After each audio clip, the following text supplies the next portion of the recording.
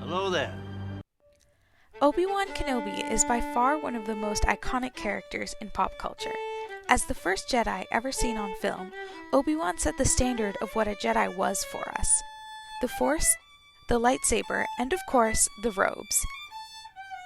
Even more memorable than the robes themselves, however, is the fully realized dramatic potential of the iconic Jedi robe drop. The origin of Obi-Wan's robe drop is not in The Phantom Menace, as most assume, since it was Ewan McGregor's Obi-Wan who is most known for it. The move actually originates from Sir Alec Guinness's Obi-Wan in his final showdown with Darth Vader on the Death Star. In his sacrifice to allow Luke Skywalker, Leia Organa, Han Solo, and Chewbacca to escape, he joins the Force, leaving only his robe and lightsaber behind. That's right, folks, Obi-Wan's final act as a mortal being was one last robe drop. So how many robes does Obi-Wan actually go through? Let's count. Over the course of the 6 movies Obi-Wan appears in, he only has physical form for 4 of them. So unfortunately, we must disregard The Empire Strikes Back and The Return of the Jedi. This leaves us with 4 movies: The Phantom Menace, Attack of the Clones, Revenge of the Sith, and A New Hope. We are not going to be counting any TV shows. There is 1 robe drop in The Phantom Menace. There are no robe drops in Attack of the Clones, but the Aegean Oceans do steal Obi-Wan's robe, so we're counting that loss as well. Revenge of the Sith has 3 robe drops,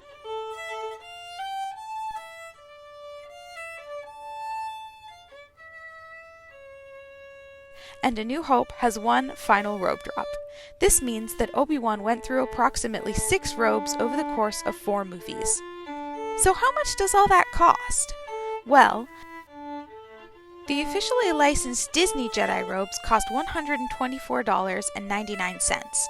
So, if Disney's Obi-Wan lost 6 robes, that's $749.94. However, the original costume department back in the mid-1970s was not yet beholden to the Disney company. Obi-Wan's original robe for A New Hope, then just titled Star Wars, was made out of surplus World War II military blankets.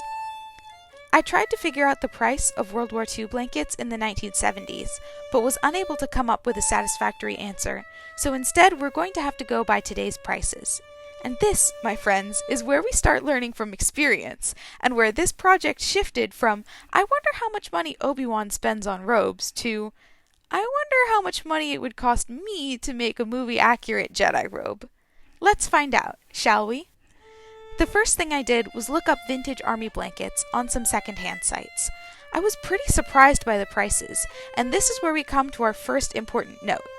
There are 50 years worth of inflation, and World War II blankets have become much rarer and more valuable in that time, so the prices are going to be much higher now than they would have been.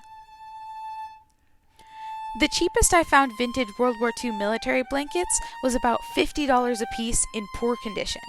Blankets in good condition were going for $70 to $120 each. Given the actor's height, 2 blankets would have been needed for the robe, leaving us a price of $140 to $240 per robe. That was definitely out of my price range, as I am currently a broke university student. I debated buying some of the ones in bad condition for accuracy purposes, but ultimately my sentimental conscience got the best of me. The only ones I could find in my price range were not surplus, as the original costume department had used, but used blankets that had name tags and other memorabilia on them. It didn't feel right to me to destroy them for a costume. Ultimately, I decided to buy new blankets. They were $25 each, and the dye was about $15 for a total of about $40 per robe. They are military-style 80% wool blankets. I wanted to get 100% wool, as that was the only information on material I could find on the vintage blankets, and I wanted my modern ones to be as close as possible. But as the 20% synthetic fiber gives the fabric fire retardant properties, I felt it was forgivable, given the hazardous conditions Jedi often find themselves in. Let's compare them to a vintage blanket and see how close we got. On the right, you can see the modern blanket, and on the left is the vintage one. The first obvious difference is the color. I think that this can be explained by about 60 years of fading from sunlight and use on the older blanket, as it is significantly lighter. The next difference is the weave of the fabric and the type of yarns used. The modern blanket is woven loose enough that I can see between the threads and uses a single ply fingering weight yarn. The vintage blanket is very densely woven from a lighter single ply lace weight yarn. This means that the vintage blanket is quite a bit less bulky than the modern one, though their weight is pretty similar overall. After pre-washing and dyeing the blanket, we have a nice dark brown. I used a red-toned brown dye in order to neutralize the green already in the blanket and mixed it with a dark brown to deepen the color. Now it's time to get sewing. This is the pattern I created. I'm only about 5 feet 3 inches tall, so I managed to fit the pattern onto one 60 by 90 inch blanket. I marked out the pattern in chalk and then got to cutting.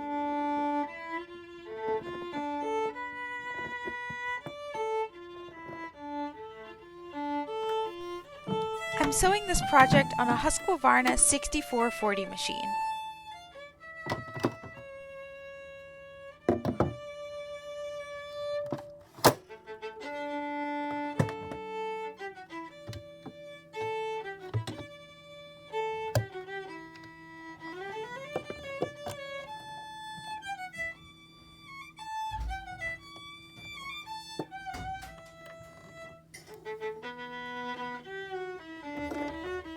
I started by attaching the two front panels to the back panel at the shoulders, and then attaching the hood.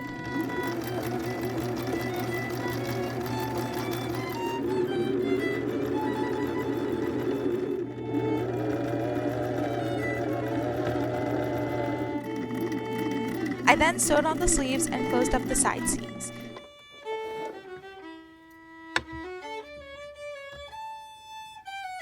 And here's the finished robe!